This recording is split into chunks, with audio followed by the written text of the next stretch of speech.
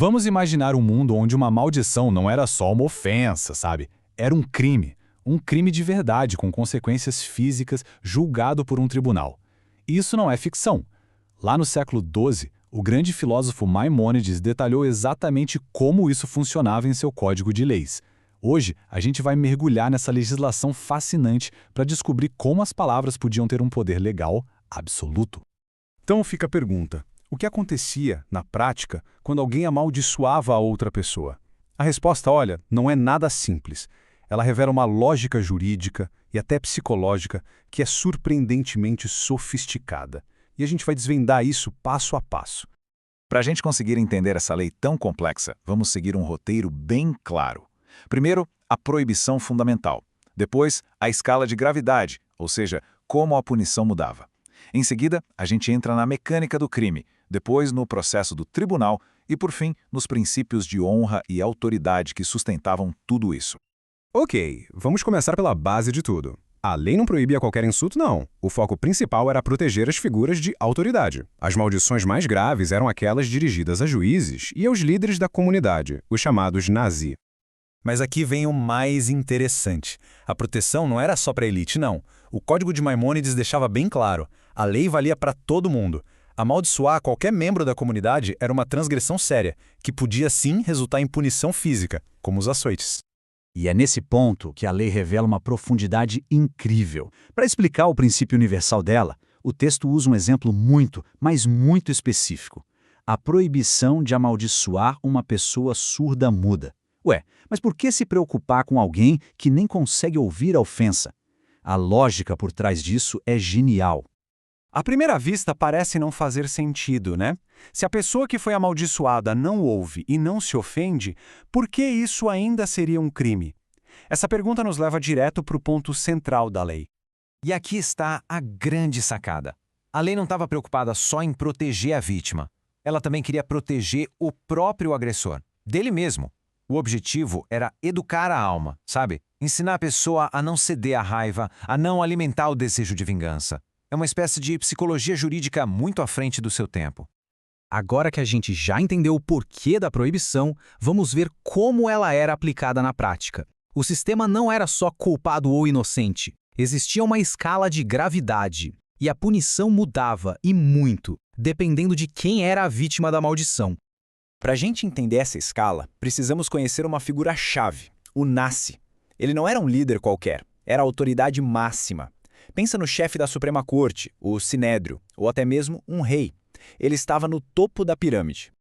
E aqui a gente vê a tal escada da punição funcionando. Amaldiçoar uma pessoa comum, uma série de açoites. Um juiz, a punição dobrava. Um nazi, triplicava. E o caso mais extremo de todos era o filho de um nazi que amaldiçoasse o próprio pai, que também era o nazi. A punição era quadruplicada. Fica muito claro como a lei era usada para reforçar a hierarquia e o respeito à autoridade.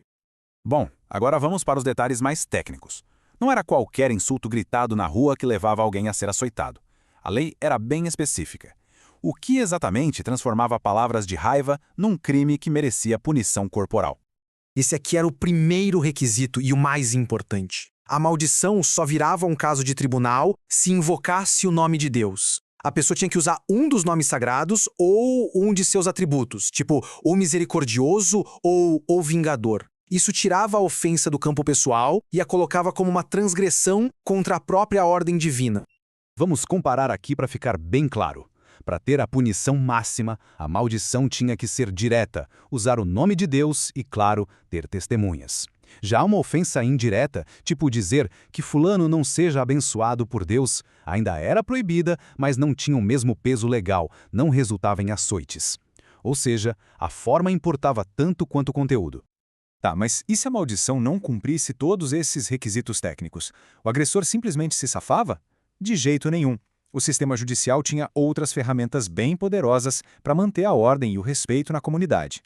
Para que a punição mais pesada, os açoites, fosse aplicada, o padrão era altíssimo. Precisava ter um aviso formal antes do ato e o testemunho de 2 pessoas. E isso não era exclusivo da lei da maldição, era um padrão para outras transgressões também, para garantir um processo justo. E aqui a gente vê uma dessas outras ferramentas, Mesmo sem os requisitos para os açoites, se alguém desonrasse publicamente uma figura respeitada como um sábio da Torá, as consequências sociais podiam ser devastadoras. O agressor podia ser banido, ostracizado, completamente isolado pela comunidade. E para muita gente, isso era pior do que a dor física. Para fechar, vamos olhar para os grandes princípios que sustentavam tudo isso. É uma balança delicada entre a honra pessoal, o poder do perdão e a autoridade que era inabalável da lei. Essa é uma pergunta-chave. Em muitos sistemas jurídicos, se a vítima perdoa, o caso é encerrado, certo? Mas aqui, a dinâmica era outra. O perdão pessoal tinha um limite bem claro. A resposta para isso mostra uma distinção fundamental. Um líder podia perdoar um insulto à sua honra pessoal, claro, mas uma maldição formal, daquelas que invocavam o nome de Deus, deixava de ser uma ofensa pessoal. Ela se tornava uma transgressão contra a lei divina. E isso, nem o rei, nem o nazi, ninguém tinha o poder de perdoar. E este é um ponto final muito poderoso sobre a integridade do sistema. O Código de Maimônides é taxativo. Levar uma disputa para um tribunal de fora era considerado um ato terrível. Mesmo que as leis fossem idênticas, o simples ato de ignorar a própria autoridade judicial era visto como uma traição. E essa citação aqui resume perfeitamente a gravidade da coisa. Recorrer a outro sistema não era só uma questão de processo. Era visto como um ataque direto ao fundamento da lei. Um ato de repúdio à Torá de Moisés. A autoridade judicial era sagrada. No fim, tudo isso nos deixa com uma reflexão, né? Estudar essas leis medievais mostra como a forma que uma sociedade regula o que pode e o que não pode ser dito revela seus valores mais profundos, a importância da autoridade, o peso da honra e, talvez o mais interessante de tudo, a busca constante pelo autocontrole. Obrigado por acompanhar a gente nessa análise.